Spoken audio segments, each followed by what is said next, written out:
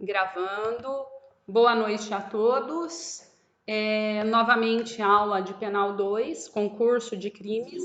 Vamos, óbvio, fazer a aula pela modalidade virtual e vamos fazer uma pequena revisão aqui.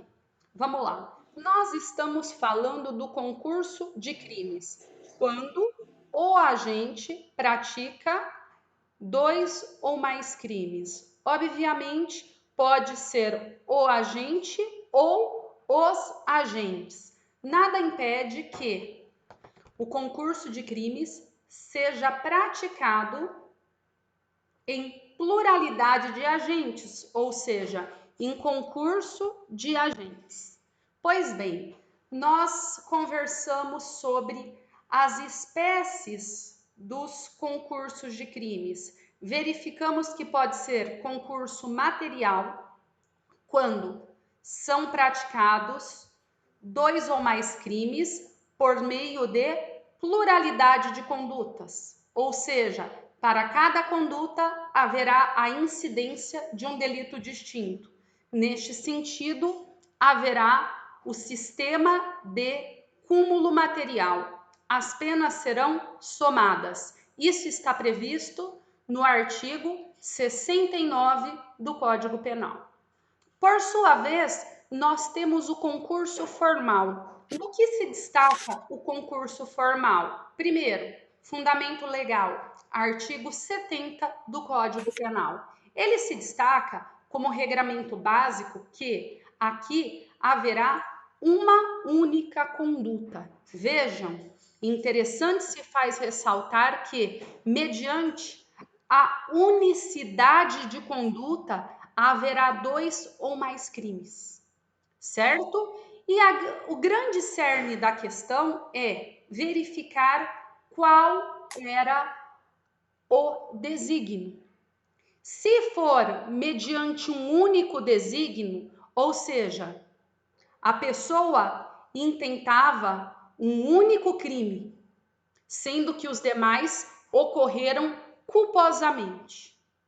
Ou a pessoa nem desígnio havia.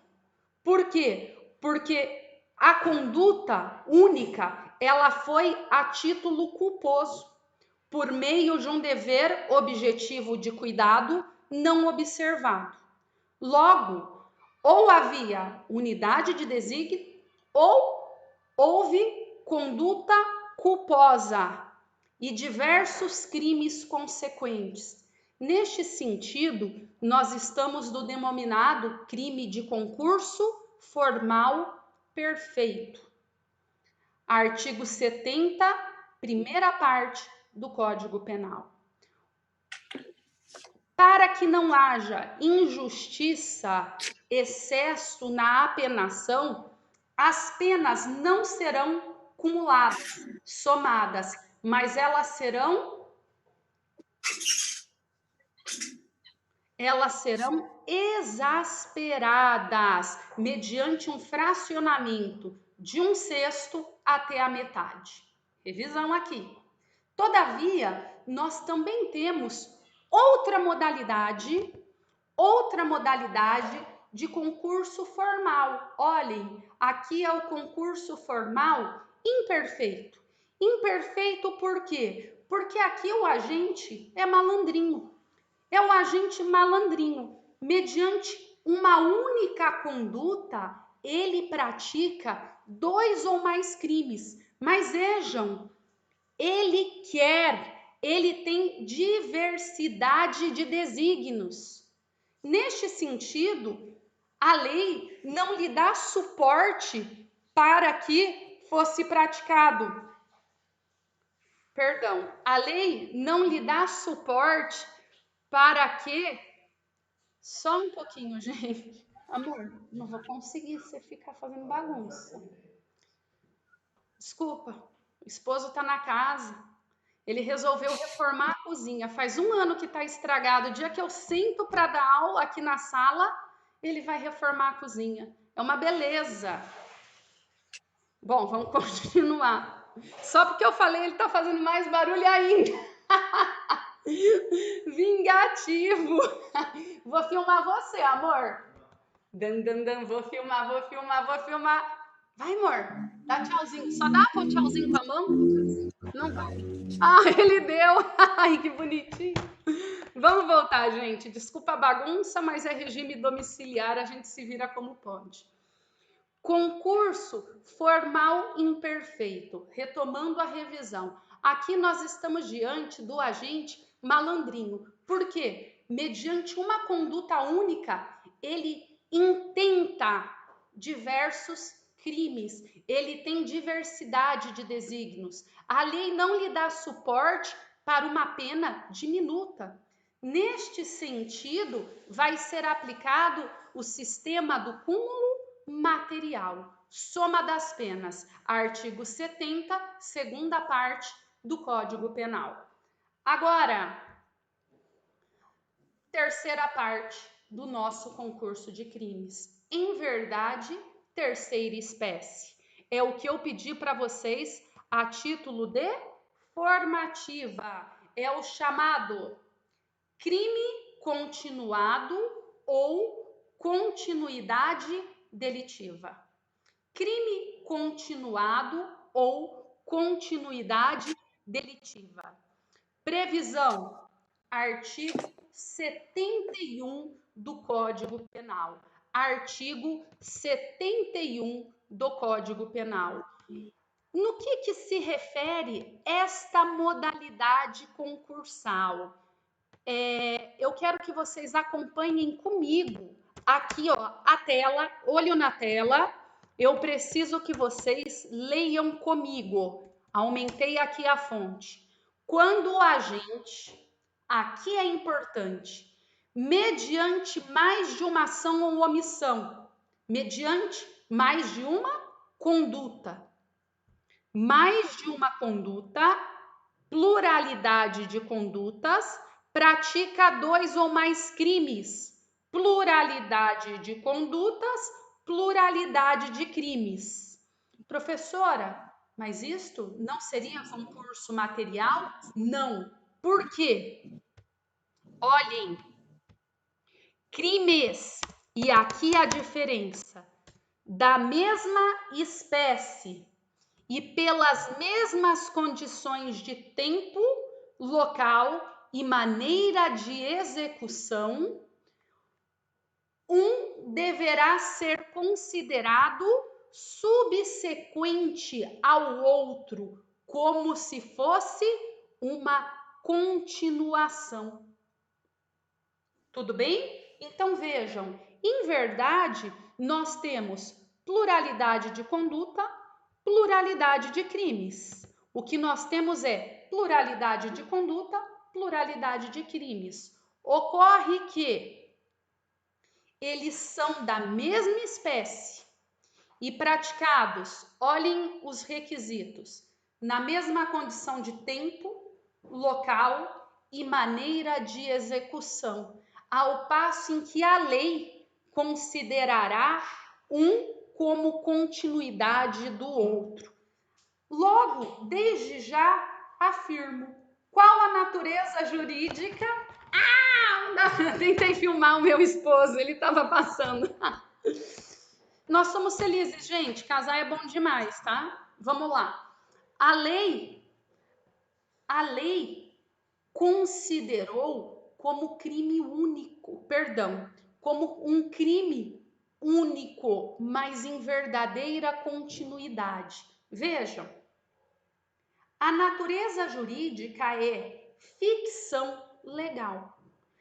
Se você parar e colocar no mundo real, nós temos pluralidade de condutas, pluralidade de crimes.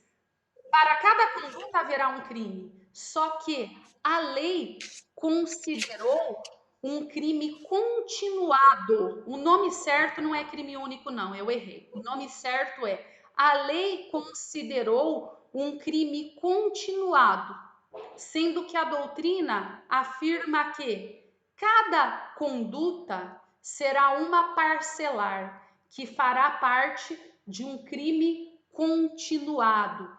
Cada parcelar é um tanto quanto a continuidade delitiva. certo? O nome é crime continuado, não é crime único. Risquem crime único, é crime continuado.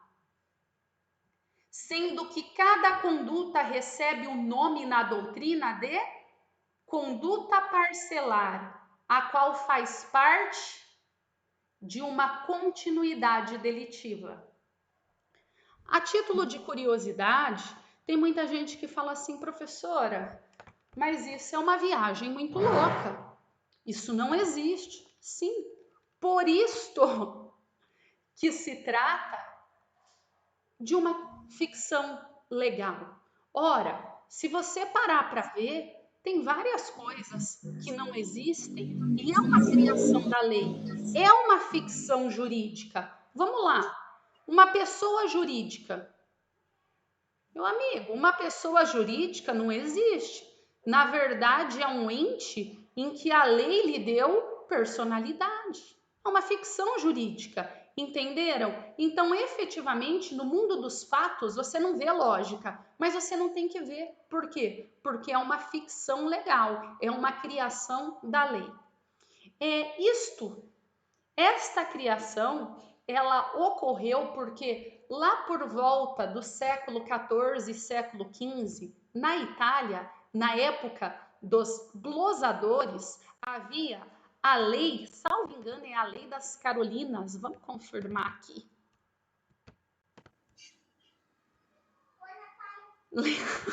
Vocês ouviram? Havia só um pouquinho. Oi, Lô, tudo bom? Eu tô dando aula, amigo. Tá bom? Beijo. Não bastasse o esposo, meu vizinho de 7 anos, 9, né? Veio me visitar. Vamos lá. A lei da Carolina. O que quer dizer a lei da Carolina? É porque na época, na Itália, na época dos glosadores, existia um código, uma legislação em regência que asseverava que se uma pessoa praticasse 3 crimes, ela receberia a pena capital, ou seja, a pena de morte. Então, foi se criando, se construindo esta ficção, a qual após foi consagrada em vários ordenamentos jurídicos, permitindo o que se é chamado crime continuado. Tudo bem? Beleza? Ótimo! Agora, vamos lá.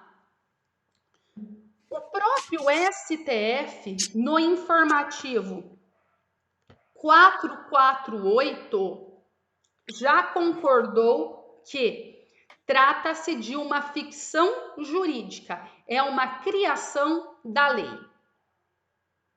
Se alguém lhe perguntar, então, numa prova, qual a teoria adotada hoje no Código Penal para o crime continuado? Responda: ficção jurídica. Porque é uma criação da lei, é uma ficção jurídica, certo? Na verdade,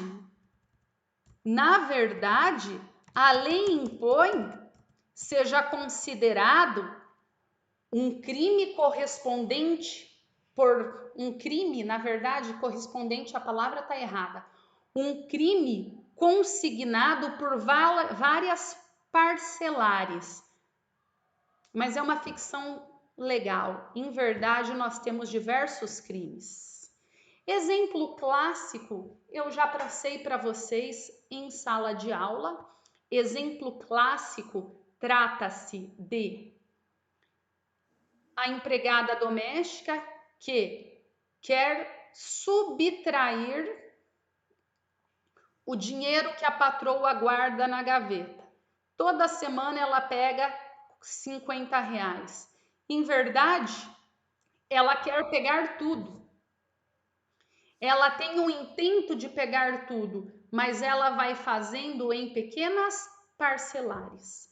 Novamente, aqui se aplica o sistema da exasperação, aplicada à pena mais grave, exasperada, ou seja, com uma fração de aumento.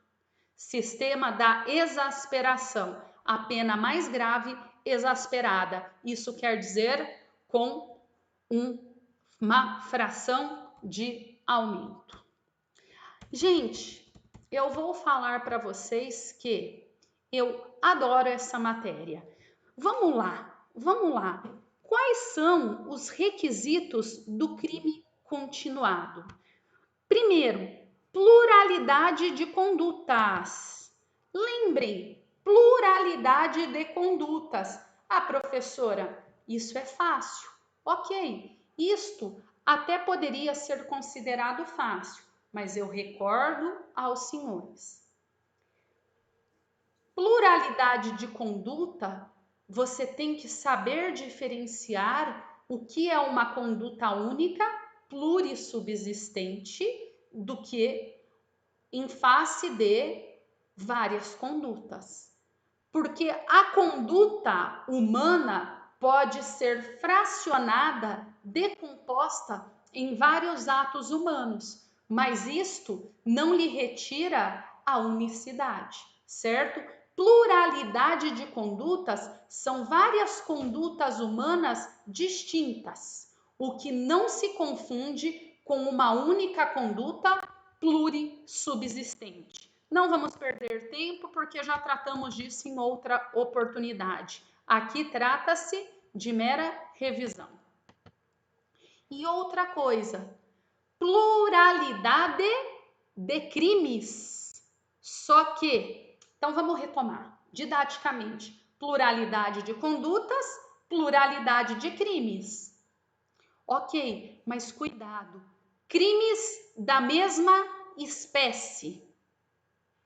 Pluralidade de crimes previstos na mesma espécie. E aqui a pergunta: o que é crime previsto na mesma espécie? Pois bem, já houve grande celeuma jurisprudencial e doutrinária sobre o assunto.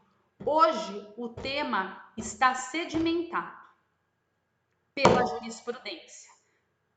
Crimes da mesma espécie, antes, poderia até se considerar que era aquele que tutelava o mesmo bem jurídico. Logo, furto e roubo, roubo e receptação, todos tutelam qual bem jurídico? Patrimônio. Furto, roubo, receptação, apropriação indébita, todos tutelariam o patrimônio. Todos crimes da mesma espécie, ultrapassado. Logo após, foi considerado, e ainda a forte jurisprudência que assim considera, e ainda a forte doutrina, a forte corrente doutrinária que assim considera que crime da mesma espécie é aquele que tutela o mesmo delito. Por exemplo, furto. Independente se é furto simples, furto majorado, furto qualificado. Roubo. Qualquer modalidade de roubo, independente se majorado, simples ou qualificado. Há forte doutrina neste sentido. Todavia, preponderante na jurisprudência que crime da mesma espécie é aquele que versa sobre o mesmo dispositivo legal. Por exemplo, há que se ter uma correspondência no dispositivo legal.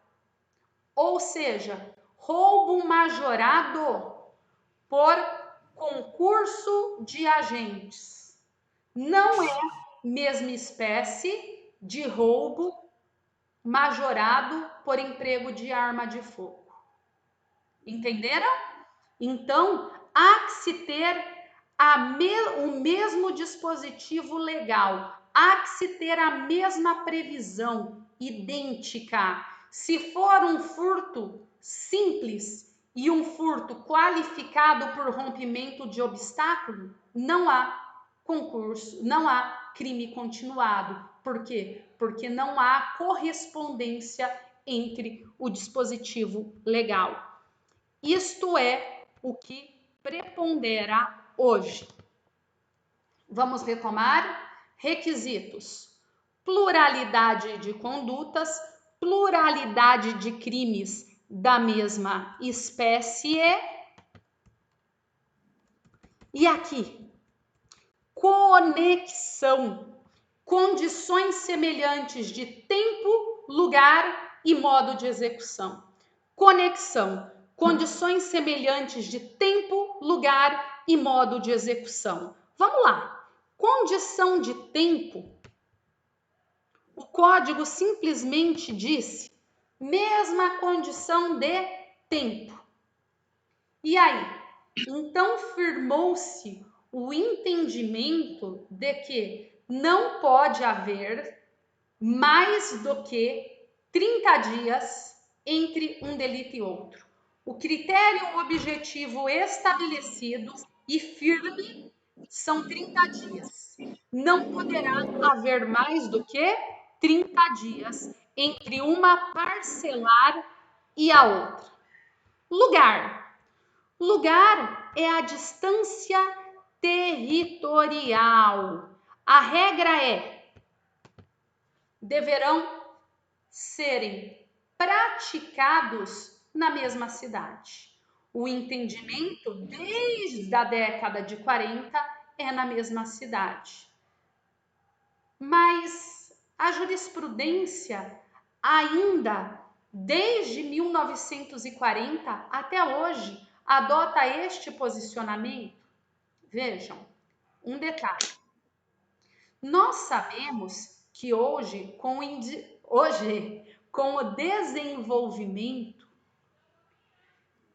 desenvolvimento, ocorreu as denominadas regiões metropolitanas, com verdadeiras áreas conglomeradas. Exemplo, ABC Paulista.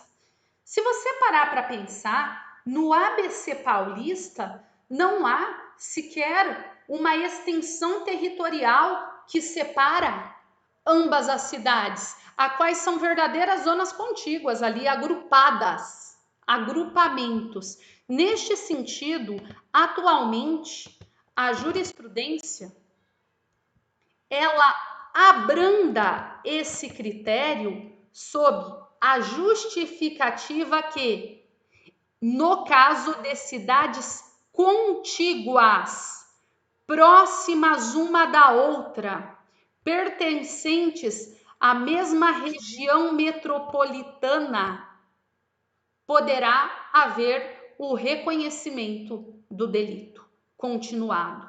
Tudo bem? Então, abrandamento jurisprudencial recente. Cidades contíguas, próximas uma da outra, pertencentes à mesma região metropolitana. Exemplo, Jataizinho e Califórnia. Ambas fazem parte da região Cosmel, que é a região metropolitana referente aqui à área de Londrina. É considerado, sim, crime continuado. Tudo bem? Tudo bem? Olhem que interessante, então. Olhem os exemplos que eu trago. Imaginem vocês que eu pratico um delito de furto na modalidade básica na zona norte de Londrina e depois de 27 dias eu pratico um delito de furto na modalidade básica na zona sul de Londrina, com 27 dias entre um e outro. Poderá haver, sim, o reconhecimento do crime continuado. Mas, Natália, 27 dias, wherever, poderá haver, sim, o reconhecimento do crime continuado. desde que presentes outros requisitos. Agora, vejam, eu pratico um furto básico em Londrina, no aeroporto, subo no avião, vou para Curitiba, passa 2 horas e meia e eu, saindo do aeroporto lá, pratico outro furto na modalidade básica. Pergunto, não haverá qualquer possibilidade do reconhecimento do crime continuado. Por quê? Porque não tem o requisito espacial presente. Viram que loucura? Loucura, né? Mas, enfim, trata-se da observância de requisitos. Por fim, modo de execução. Modo de execução. Veja, para que haja o reconhecimento da modalidade continuada, cada parcelar deverá ser semelhante à outra. Cada modalidade da conduta parcelar deverá ser semelhante à outra, sob pena de desnaturar o instituto. Exemplo: furto, vamos lá, furto por escalada, furto qualificado por escalada. Vejam, escalada não significa somente ir para cima, escalar. Escalada significa qualquer forma de suplantar o obstáculo. Então, poderíamos até mesmo considerar questionável se se trata do mesmo modo de execução, o furto qualificado por escalada, que é previsto no mesmo dispositivo legal, um sendo praticado por escalada propriamente dita e o outro cavando um túnel. Pela literalidade da lei, ambos são escaladas, mas será que haverá aí um modo de execução semelhante? Há que se verificar. Questionável, óbvio, tema controverso na doutrina. Outro, roubo majorado por concurso de agentes. Imaginem que em uma parcelar vai eu e minha esposa. Eu e meu esposo. Perfeito. Na outra vai eu e 7 amigas. No primeiro, eu e meu esposo fazemos o roubo como? Mediante violência. Eu e meu esposo, mediante violência física. No outro, 7 pessoas com grave ameaça. Aqui, obviamente, é questionável se as parcelares em que peses da mesma espécie têm o mesmo modo de execução. Isto é extremamente controverso na doutrina e na jurisprudência. Modo de execução, certo? Agora, vamos lá. Por fim, requisito trazido pela jurisprudência, ainda mais controverso. Requisito trazido pela jurisprudência, ainda mais controverso. É necessária a presença da unidade de desígnio. Vamos lá. Se se trata de uma ficção legal em que uma parcelar será considerado continuidade da outra subsequente e assim sucessivamente, há a necessidade de, desde o início, você ter um desígnio único ou não. Ora, a intenção era a patroa a empregada subtrair da patroa uma quantia de R$ 1.000, o que ela faz em várias parcelares para comprar uma máquina de lavar roupa ou não? Ou ela pode pegar um dinheiro para o feijão, um dinheiro para o arroz, o dinheiro para pagar material escolar da filha. Entenderam? Há quem diga que para o delito ser considerado uma continuidade delitiva, deverá haver um desígnio único, sob pena de desnaturar o instituto, transformando em verdadeira habitualidade delitiva. Ora, se é um benefício, esse benefício deverá ter um desígnio único, porque a pena vai ser meramente exasperada, porquanto nunca deverá abranger aquele que faz do delito o meio de vida, a habitualidade delitiva. Este é o questionamento existente. O Código Penal, goste ou não, adotou a teoria objetiva pura. Veja, se você olhar o artigo 71, ele não trouxe unidade de desígnio. Não está previsto a unidade de desígnio. Não está. Não está previsto no artigo 71. E nós sabemos que norma penal não incriminadora favorável ao réu não pode haver interpretação contrária. O Código Penal adotou a teoria objetiva pura ou puramente objetiva. Todavia, a jurisprudência convalidou e sedimentou a teoria objetiva subjetiva.